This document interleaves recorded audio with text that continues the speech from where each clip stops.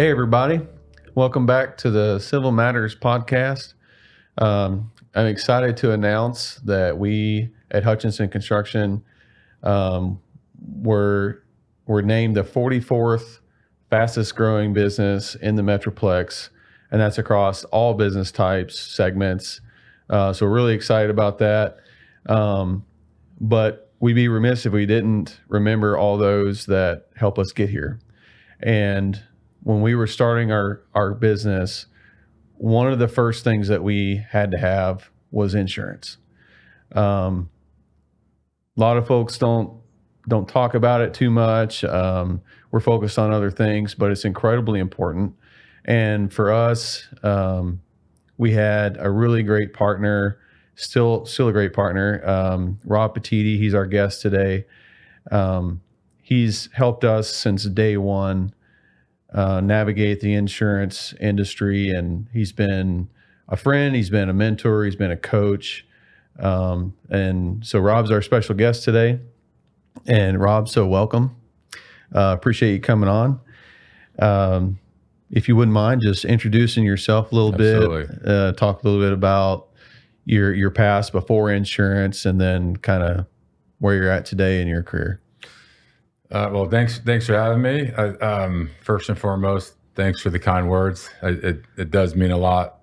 I promise you. I mean, we talk about this stuff, life philosophy. We all get into the jobs we do for a certain reason. Everyone has their why, and I've never been a type of guy that needs a pat on the back. I think I kind of live my life of trying to do the right thing and live by my example for my children. But anyway, then everything you said, I couldn't say the same, man. It's been awesome seeing you guys grow, and everything you had planned out and everything you showed, man, it's coming to fruition. So congrats, and I look forward to continuing to work with you. My past is an interesting past, I guess you could say. In my former life, I was lucky enough to play professional sports. I played in the NFL for 6 years. I was kind of a journeyman. I was all over the country. It was, taught me a lot of good lessons on adversity and obviously work ethic and perseverance. It's interesting on the outside looking in, everyone always thinks it was just such a great, wonderful experience. And it was something I would never change in my life, but it basically, it helped me to become the man I am today. And it's helped me become the husband I am today, and the father. And what are some of the, 1, 2 key things that you took away from that experience? I come from, I shouldn't say my dad came from, my grandparents from Italy, right? So Italian immigrants. I grew up in New Jersey. My dad always instilled in me, hard work, and it was never performance based in life. It was just about having a good attitude, being a good teammate,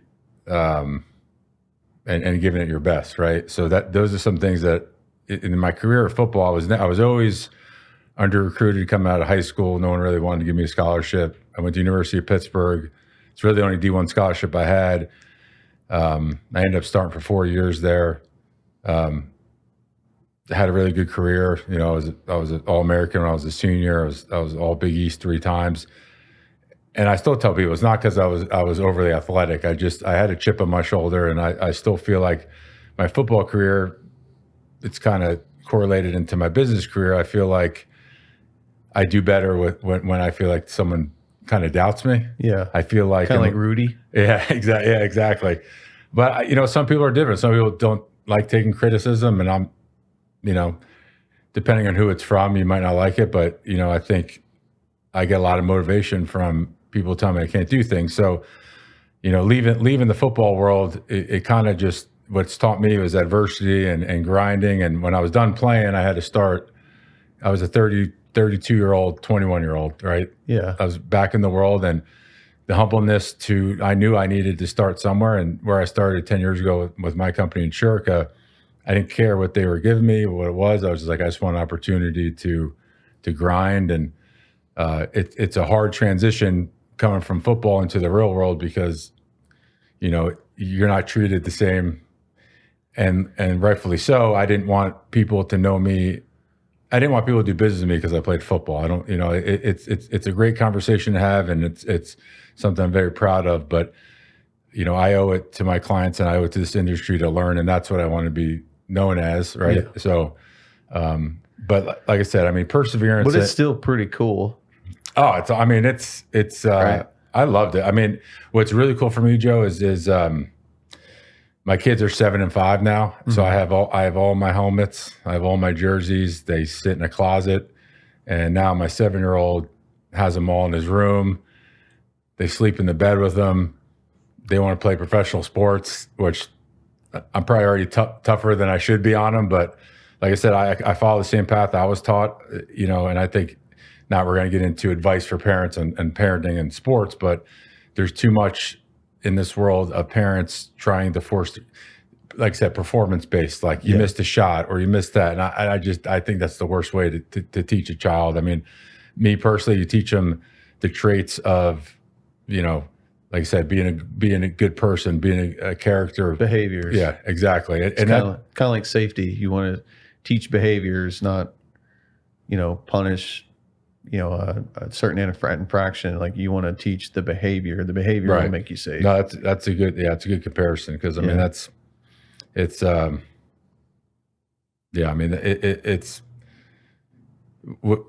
playing sports to me, everyone's like, oh, your kid's going to play professional sports. I said, I didn't grow up, everyone thinks I was this big jock and, pushing people out of the way in high school. I wasn't, man. People would laugh if they seen some of the pictures from me back in the day, long hair, earrings.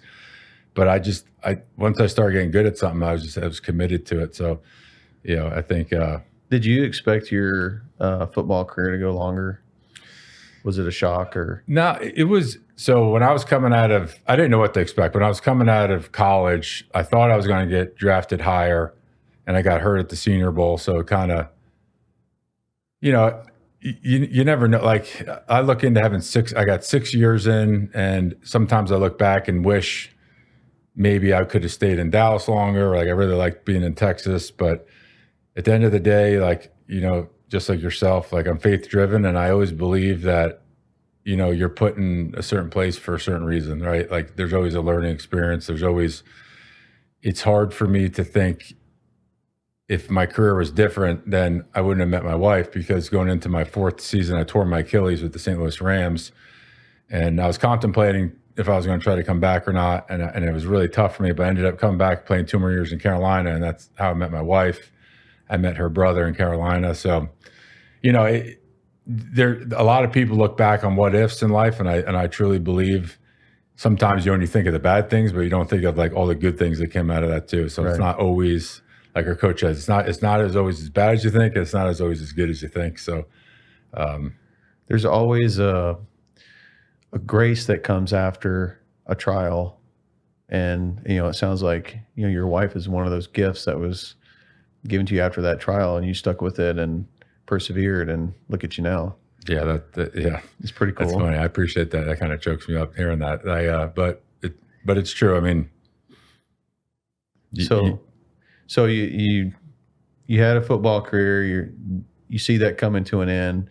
Now you're heading into insurance. Yeah.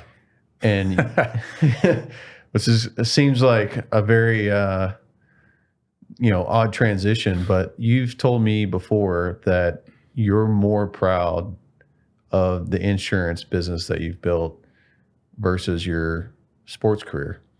Can you share a little bit about that? Absolutely. I think first off, I love talking about sports. I love talking about my career. It's just not something that, right or wrong, like I'm proud of what I did, but to me, it's, and I do the same thing looking in on other sports sometimes, like, man, that's cool, right? Like, but when you're actually doing it, it was a great accomplishment.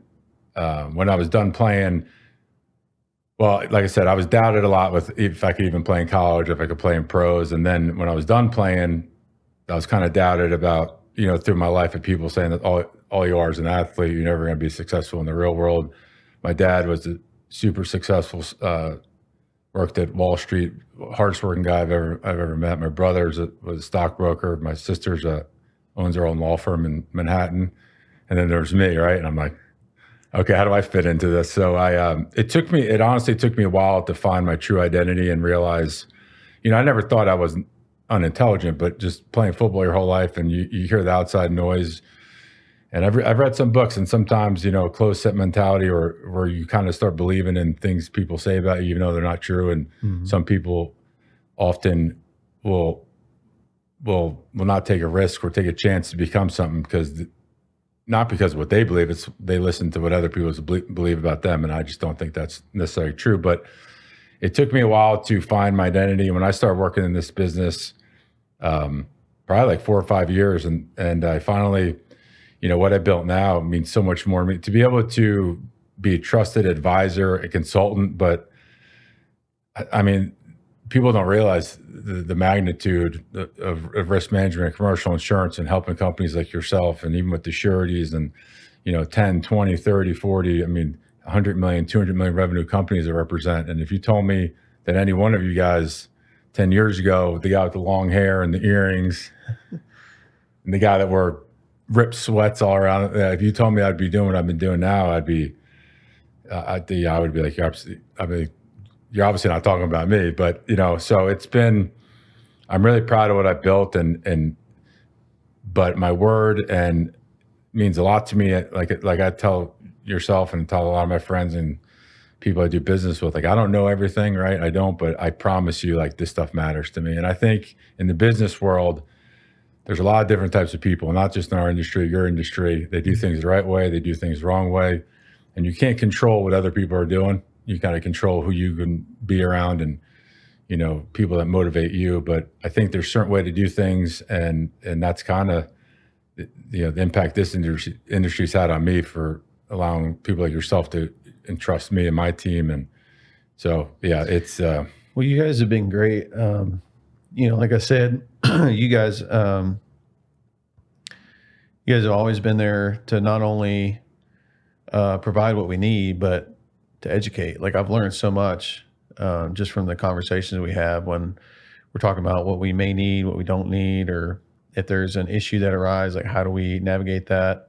So it hasn't been, like when you go for your car insurance, you're just calling and seeing what the rates are and then answering some questions, and then boom, you get a quote, and then you get an ID card, right?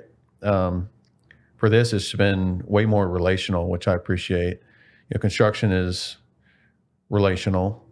It's all about the relationships and the partnerships you have. And I think we relate on a lot of different levels, but like you said, just being, kind of an underdog, me personally, I kind of grew up that way. And then, when I was in the military, that's where I found my confidence. And then when I got out and went to college, I figured out that I was actually kind of smart and, did well in school for the first time in my life.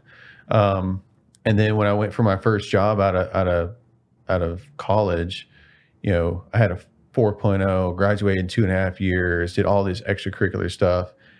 And the only company I wanted to work for turned me down. So instead of accepting that, I drove 17 hours and knocked on their front door and said, I'm here for an interview, even though they didn't give me one.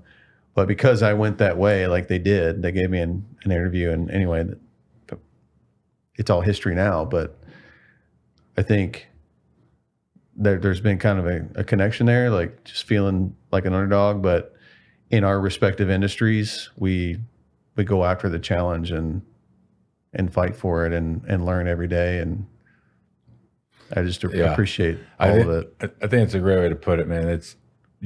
I think as you get older, I'm 42, so I'm not saying I'm old, but you gravitate towards people.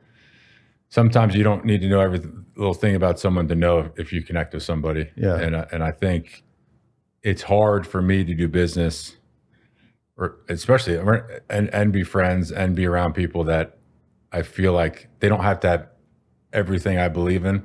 There's a lot of different people in this world. People believe in different things. I'm not saying that, but as you get older, you realize how important it is and how short life is, and we're not guaranteed any time, right? So I every day I thank God every day I wake up. I swear. I mean, I don't know if I think about it death too much than I should, but like yourself having a young child, I have 2 young kids, and I just think about a world without me for them, right? So Right.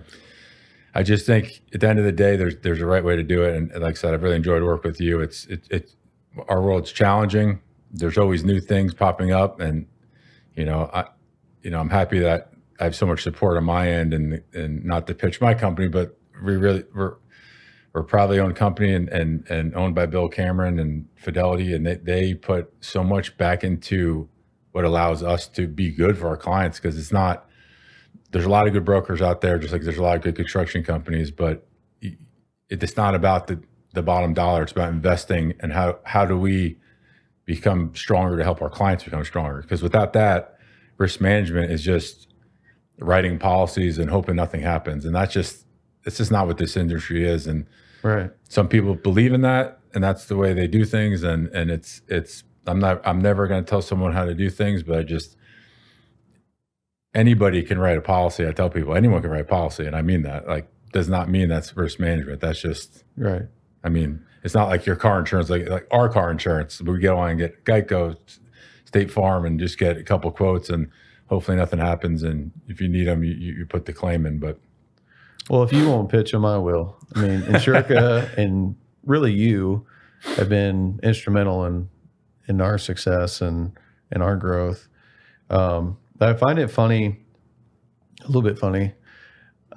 Whenever I have a question, it seems like insurance is a lot like the law and talking to an attorney. When you have a question, the first response is often, well, it depends. So how do you keep up with all the different rabbit holes that you could go down with any particular issue? it's a good question. So to tell you the truth, I mean, this is not a knock on my industry at all, but I tell people this all the time. I said, I don't know how people build a business, build a book, build a relationship.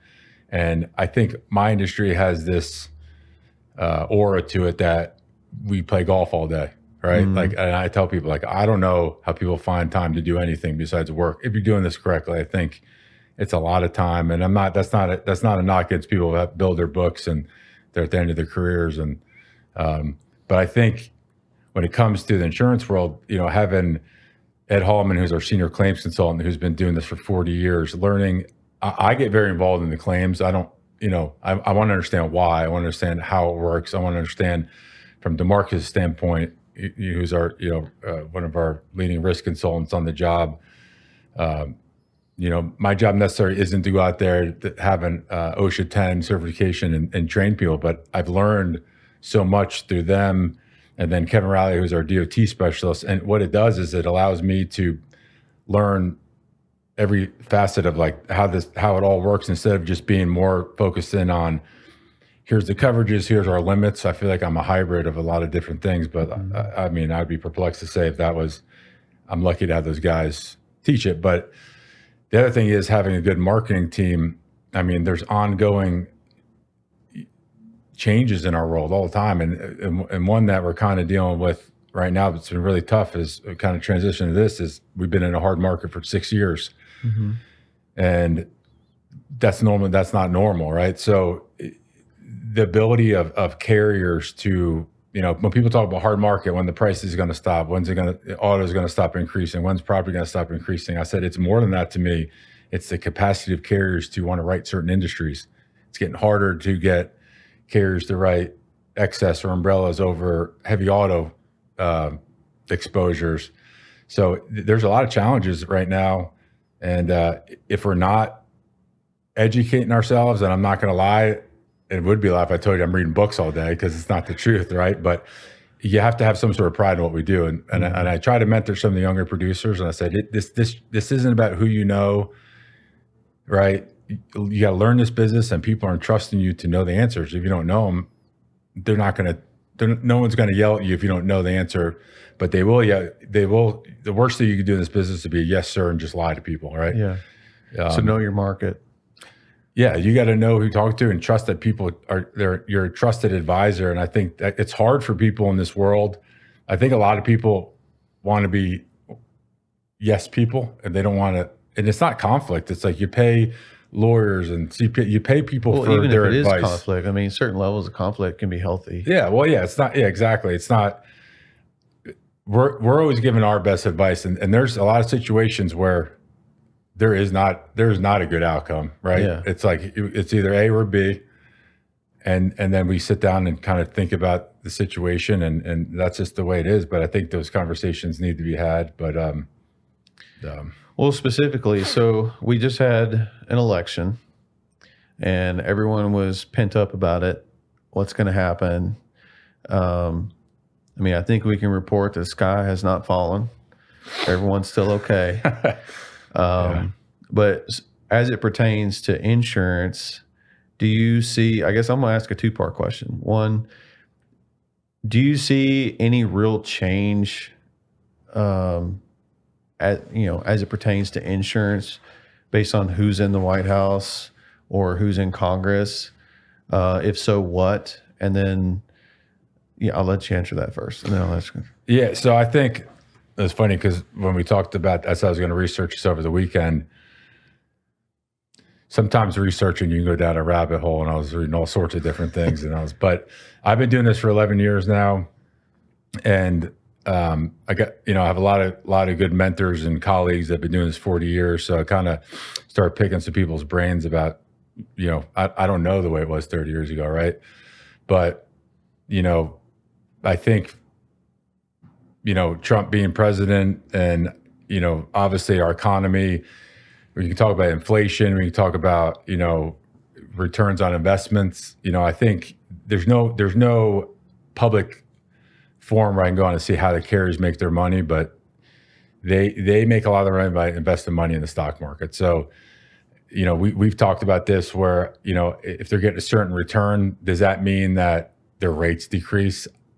I don't know if there's a true correlation to that. Like we've spoken about, especially being in the state of Texas, our rates are regulated through the state of Texas, right? So when I talk about construction insurance, I think a huge exposure in the hard market is the auto insurance, right? Mm-hmm. And right now, I don't care how good our government gets. I don't care if inflation decreases, if interest rates decrease. I just, at the given moment, and it's probably the same with every state, the auto world is not profitable for any carrier. So until that changes, and we can get into how I think or what I think should change. I think we live in a state that, depending on the county you're in, it's very litigious, or it could be pro plaintiff, or different counties. But I think the issues of distracted driving, the amount of people on the road, the amount of people are driving without insurance. There's a lot of factors of why I just don't see a change in that. So, work comp is a very profitable line of coverage. So, we live in one of the better states for that. But so sorry, I don't mean to carry on there. I just feel like if you're talking as a whole, you could say, I don't see. Yes, obviously, more business, the more people are spending money. That's what we want. We want more cash flow into our economy. That's a good thing. But does that correlate to like more premiums paid? So carriers, I don't know, right? Like, so it's sounds like mostly not. Maybe legislatively. I know here in Texas recently there were some changes to the Prompt Payment Act that now subcontractors can stop work when the amount owed to them is greater than $500,000 or 10% of their contract value, which, I really appreciate being a subcontractor. There seems to be a lot of our customers, whether it's, at the GC level or at the owner level, that are kind of delaying payments and kind of stringing folks out a little bit. So that puts one, back in our court a little bit. Yeah. The one thing that there's a funny story about this. So I sit on a board, as you know, subcontractors, the Metroplex. It's all subcontractors. I was lucky to get on the board. I was looking to get into something, like I said, outside of my industry. earning to learn more about your guys' everyday struggles, right? Mm-hmm. Retention, contracts, everything that, is outside of my world, but I don't feel right saying I'm an expert in this industry and not understanding the industry. So now if you told me to go on a job site and try to run a crew, I'd have no clue, right? But it means a lot to me trying to understand what's going on, right? From every point of view, right? Because adversity management is it's an important side of it, but it's only 5% of your, of your daily, I would say not struggles, but your, things that pop up throughout the week. You have so much stuff to deal with. But anyway, through the association and the Texas Construction Association, which I brought up, is basically an association that fights litigation for subcontractors at the state level every 2 years. Not just my association, all associations get representatives, and you go walk the Capitol in Austin. And so I didn't know what I was getting myself involved with, but I wanted to learn. So this is the funny story. 2 years ago, we were supposed to go. We had a really bad ice storm, and everything was shut down. I think it was like February of 23. Yeah, I remember that. And I'm sitting, so I'm at home, I'm in like a cutoff t-shirt, like working from home. Everyone's at home. And we've rescheduled all the meetings with the representatives to talk about the litigation and what we're fighting. And basically what it is subcontractors, insurance people, material, and anyone and anybody who can speak on behalf of the construction company. And, maybe being a little naive when they said representatives, I didn't really know what that meant. So next thing you know, I'm on a Zoom call with the Senator of Texas, and there's like 6 people on the call.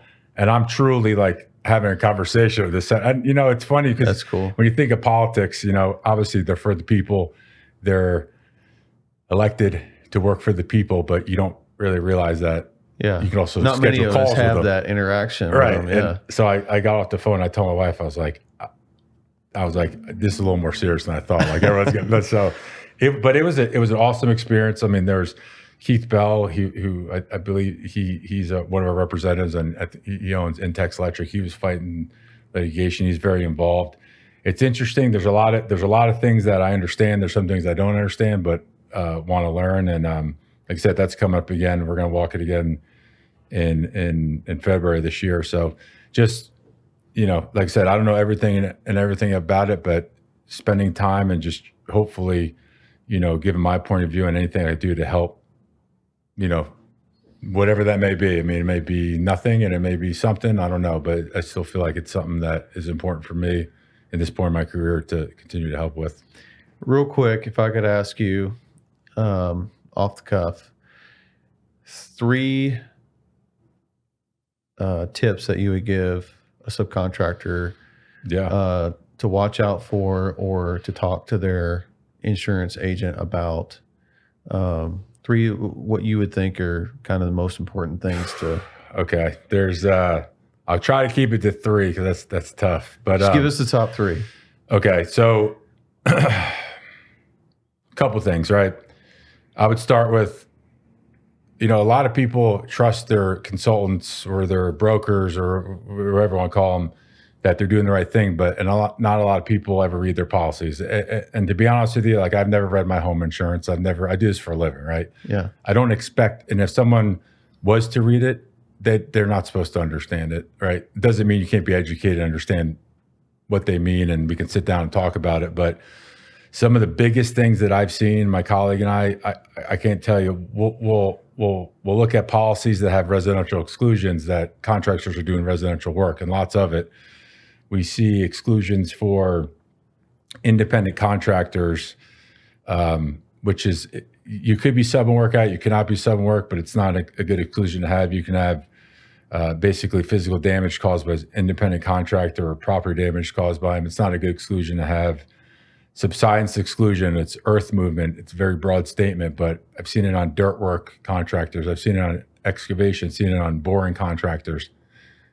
Basically, it says any sort of earth movement, and it can be done by the contractor. So there's things that we look at that people don't realize they have the exclusion. And some people are in this business for 20 years and never have a claim, but in the state of Texas, it's a 10-year statute of repose. So there could be an issue where you don't have that coverage That's a whole different story if you brought in a construction defect claim. But I think that's important to look at your exclusions, right? You're not going to find too many. You shouldn't find too many crazy things on your auto policy. You really shouldn't, depending on symbols. But I think that I would say, I'm trying to think of a couple that I wrote down. I think I would say contracts. I think that's very important. I think contract reviews, understanding what you're signing, what there's, without getting too far into this, there's a lot of contracts that you're signing off on civil negligence, which is not Texas law, but could be interpreted as, depending on the jurisdiction that it goes through. I think a big exposure I see through our world is non-owned exposure, which basically means employees driving their own vehicles in the scope of work. A lot of people don't think they have an exposure there, which is further from the truth. There's circumstances where if I'm driving my vehicle and working for you, and I'm truly in the scope of work, I'm going from job site to job site. We're not talking about being in the gray where it's possibly, on lunch break or on the way to work. But basically what happens is, there should be protocols and procedures to put in place to understand that whoever these people are driving their own vehicles, first off, they have insurance, and sometimes they might carry the lowest limits in Texas. And basically, you want to be able to have a buffer where if they're in an accident, their insurance can cover something before we're picked up on the non-owned, which most people have $1 million of coverage there. So there's ways to manage that, and I think people misunderstand what they could be liable for and what they could be. And in my world, and I'll tell you this, I laugh about this sometimes. It's like, it doesn't make sense. And like people say, that doesn't make sense why I'd be liable. I said, I'm not here to tell you what makes sense or not. I'm just telling you what happens, right? So, I think those three are, we can go, so basically make sure you have a good insurance partner that's going to help you navigate those things and make sure that you've got coverage. Yeah, I truly believe, just like anything else, and not just pitching me, I find there's a lot of good brokers out there. There's a lot of bad brokers, right? Yeah. But like I said, your policy, if you're insuring yourself through your policy, it's the most expensive way to handle your risk. And I mean that by saying, if you don't have someone who can understand and help you be proactive and mitigate risk, then you get into self-retentions and captive approaches. But if you're truly protecting yourself by your policy, it's the most expensive way to handle risk. And it doesn't cover everything. It just, and even if it does, it doesn't mean you want to have a $5 million auto claim, right? It's hard enough to get through the renewals and the markets we're in now. But so that's the stuff I love. And my job, the days that, when it's busy and there's a task and there's a problem, like I sometimes at home, I don't always react to 3 problems at once very well, but for some reason at work, I'm very focused, and I can, some days when things are kind of slow, it kills me, because I'd rather be trying to solve a problem than but at this point in my career, when I have slower days, if that happens, I'm trying to get with some of the younger producers and trying to be a mentor. A lot of people help me get to where I'm at now, and I think that's huge. And I'm sure you feel the same ways. You have to give back. I don't care how successful anyone gets. Someone's always helped someone get there, and I think some people forget that, where they feel, threatened by somebody else. And I don't feel that way in life. I feel like it's our job to help people. Yeah, I 100% agree, and definitely appreciate you and all that you've done to help us along the way, and appreciate you coming on this podcast with us and talking about insurance and your past and everything. So yeah, thank you very much. It's been fun. This is different for me, man. I'm telling you. But I was nervous. I feel like I was playing in a game all weekend. I was like, man. And I told you that before. I was like, "You're all right." I was like, I don't know. I'm getting nervous. I was like, but this has actually been really fun, and it's been awesome to do this with you as well. It kind of has opened my eyes to where I'm at in my career, and like the people I get to be blessed to work with, like yourself, man. And I really appreciate it. Well, thanks, Rob. Thank you.